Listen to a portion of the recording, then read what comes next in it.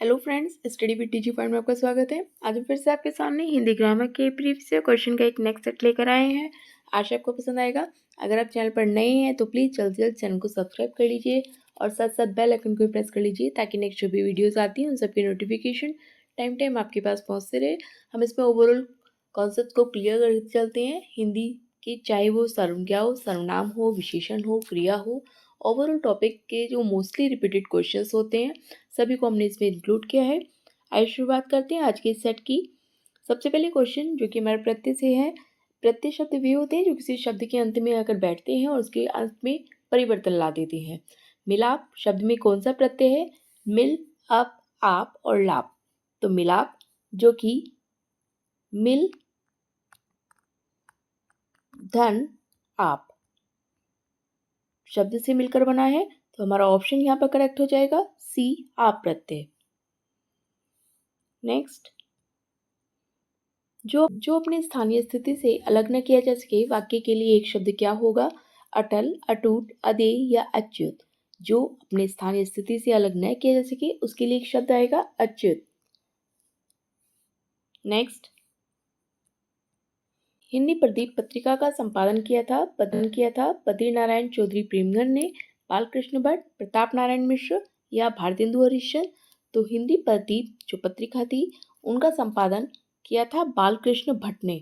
Option number B will be correct answer, Balkrishna Bhatt.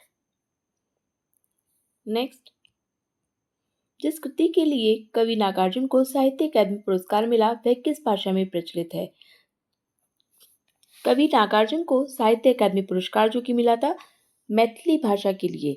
Option number B यहाँ पर correct हो जाएगा, जो कि उन्हें प्रदान किया गया था ये 1969 में। और किस कृति के लिए किया गया था? ये थी पत्रहीन नग्न गाछ। ये पत्रिका थी इनकी जिसके लिए इन्हें साहित्य अकादमी पुरस्कार से सम्मानित किया गया था और जो कि मैथिली भाषा के लिए किया गया था।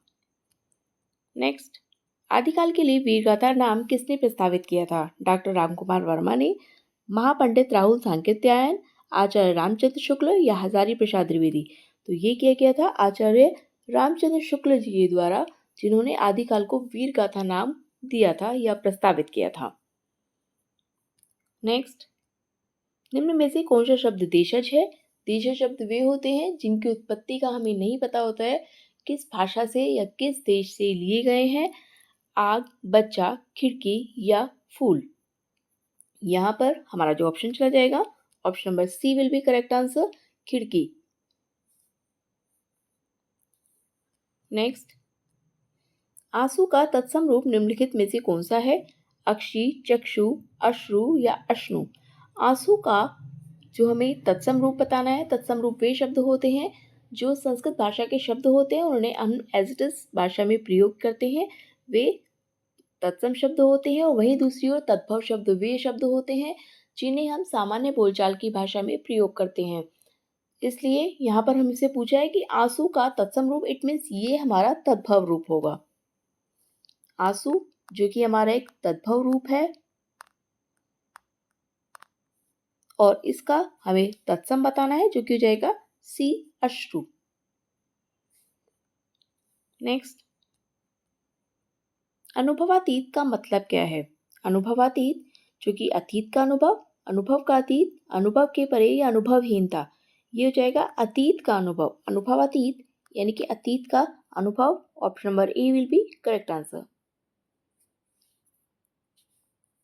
नेक्स्ट, इनमें से अज्ञ का पर्यायवाची शब्द नहीं है।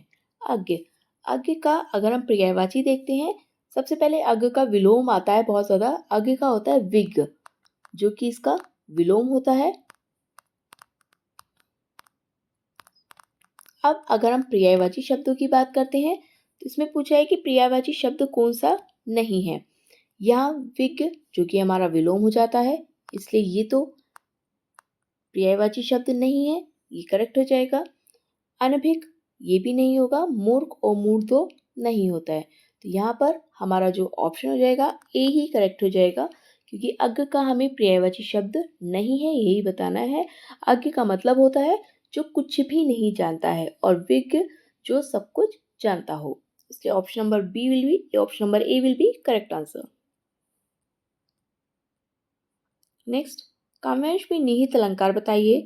देख लोक साकेत नगरी है यही स्वर्ग से मिलने गगन को जा रही। इसमें आपको अलंकार बताना है। अतिशयोक्ति अलंकार होगा, श्लेष होगा, रूपक होगा या अन्योक्ति होगा। यहाँ पर option number A will be correct answer, अतिशयोक्ति अलंकार। जहाँ पर किसी बात को बढ़ा चढ़ाकर कहा जाता है वहाँ अतिशयोक्ति अलंकार होता है। इसलिए हमारा ऑप्शन ए करेक्ट हो जाएगा यहाँ पर। नेक्स्ट, उसने पत्र लिखा रेखांकित शब्द का सर्वनाम भेद क्या है? निजवाचक सर्वनाम, पुरुषवाचक, निश्चयवाचक या संबंधवाचक। निजवाचक सर्वनाम क्या होता है? जहाँ पर स्वयं, खुद, अपने आप इस तरह के वर्ड का प्रयोग हमें देखने के लिए मिलता है। पुरुषवाचक जहाँ पे वह, मैं, हम, मेरा इस तरह के शब्द देखने के लिए मिलते हैं। निश्चयवाचक जहाँ पर निश्चितता प्रकट होती है, और संबंधवाचक जहाँ पे के साथ के शब्द आदि का प्रयोग देखने के लिए मिलता है। के साथ का इस तरह के शब्द देखने के लिए मिलते हैं। यहाँ पर उसने पूछा है कि उसने पत्र लिखा वाक्य में रेखांकित शब्द का सर्वनाम भेद कौन सा होगा? ये हो जाएगा ऑप्शन नंबर बी, पुरुषवाचक सर्वनाम, क्योंकि उसने से हमें पता चलता है कि यहाँ पर पुरुषवाचक सर्वनाम का ये भेद है। नेक्स्ट, किस वर्ण का उच्चारण स्थान कंठ तालु है? ह, ओ, आई और श। कंठ तालु यानी कि जिसकी उत्पत्ति कंठ से और तालु से हुई है। कंठ से अगर हम देखते हैं अ, और तालु से ए, यानी कि अ और ए जो मिलकर बनता है ये बनाता है आई। ये हो जाता है, इसलिए हमारा ऑप्शन नंबर सी आई, जो कि अ और ए स्वर से मिलकर बने होते हैं। आ जो कि कंठ स्थान रखता है और तालु स्थान जो कि ए रखता है, और दोनों ही मिलकर आई का निर्माण करते हैं। सदाशय का सही संधि विच्छेद क्या होगा? सत धनाशय, सत धनाशय, सदा धनाशय, सतत धनाशय। सतत धनाशय और सदा धन आशय तो नहीं होता है। सत आशय में हमें यहाँ हलंत होना आवश्यक होता है, इसलिए ये भी नहीं होगा। Option number B will be correct answer, सत धन आशय।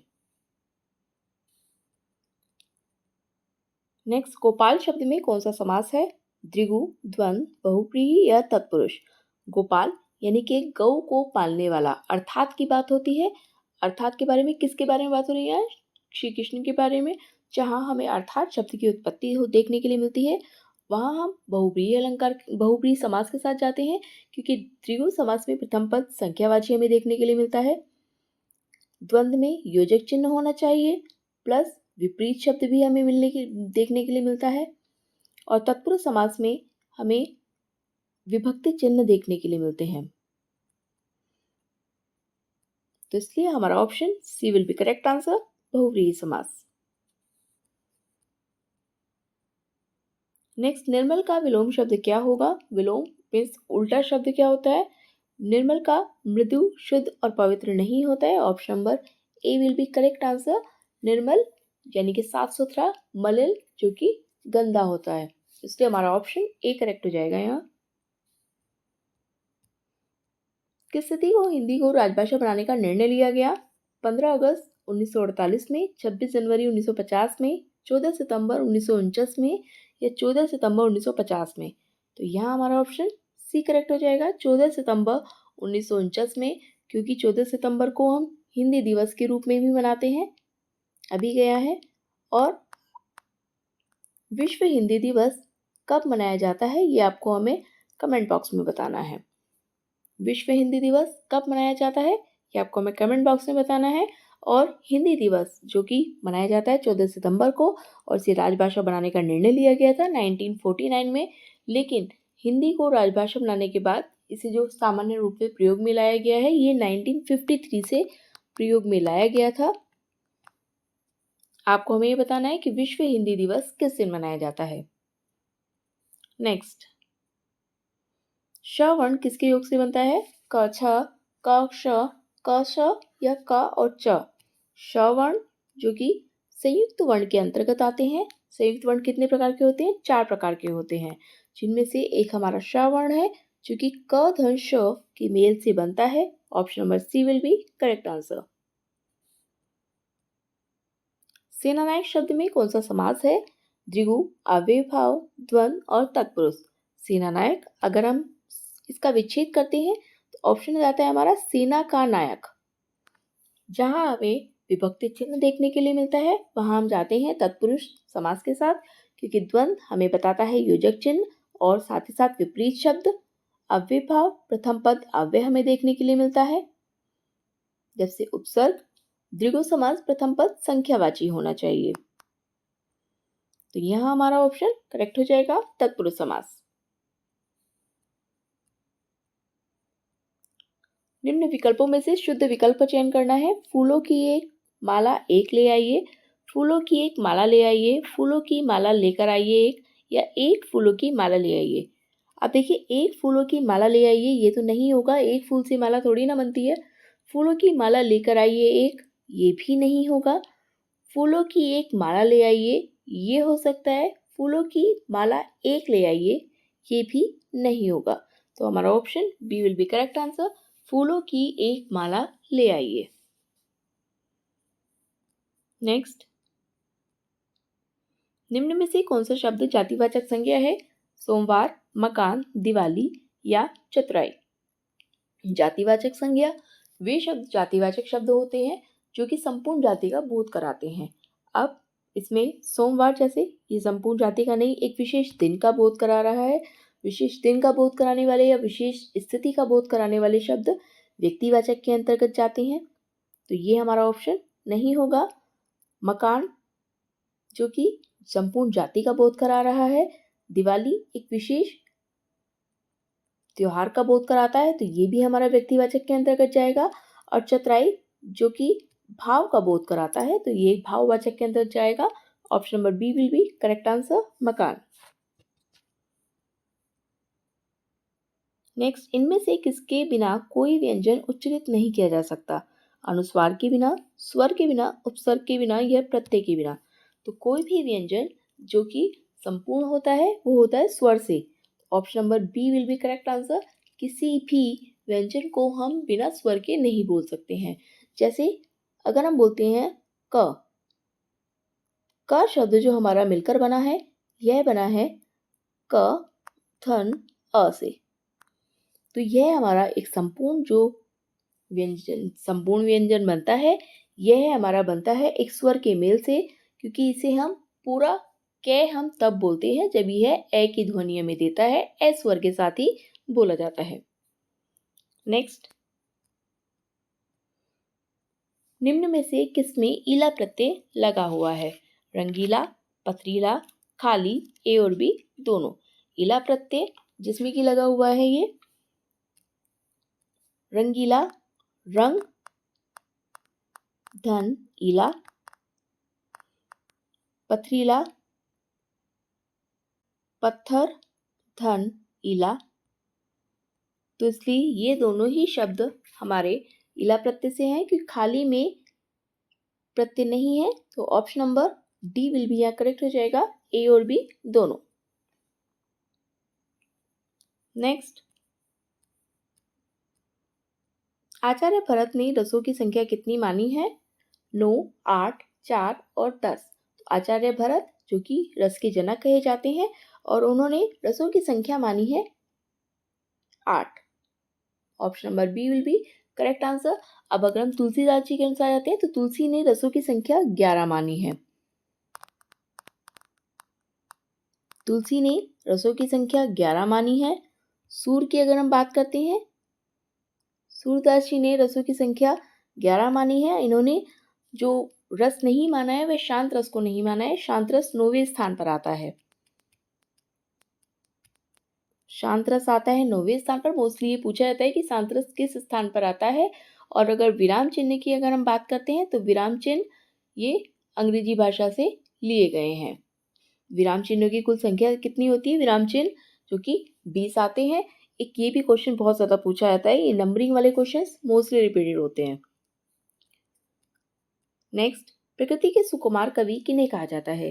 जयशंकर प्रसाद को, विद्यापति को, सुमित्रानंदन पंत या प्रेमचंद? प्रकृति के सुकुमार कवि जो कि कहा जाता है सुमित्रानंदन पंत जी को।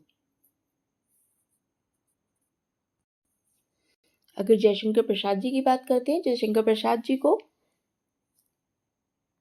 कलाधर और हिंदी छायावाद के जनक कहा जाता है।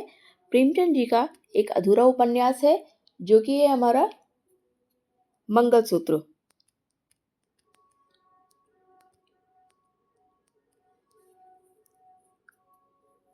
ये इनका बहुत फेमस है। नेक्स्ट क्वेश्चन जो कि हमारा महाभारत की कथा पर आधारित नाटक कौन सा है? अंधी गली, कोणार्क, अंधा युग और आधे अधूरे। तो महाभारत की कथा पर आधारित नाटक कौन सा है, ये आपको हमें कमेंट बॉक्स में बताना है। ये थे हमारे आज तक के क्वेश्चंस। मिलते हैं अब नेक्स्ट वीडियो में। अगर आप चैनल पर नए हैं तो प्लीज़ जल्द से जल्द चैनल को सब्सक्राइब कर लीजिए, क्योंकि आपके एक सब्सक्राइब करने से हमें भी मोटिवेशन मिलता है और हम भी बहुत मेहनत करते हैं इन क्वेश्चंस को सर्च करने में और क्वेश्चंस की एक सीरीज लेकर आने में। मिलते हैं अब नेक्स्ट वीडियो में, तब तक के लिए थैंक यू।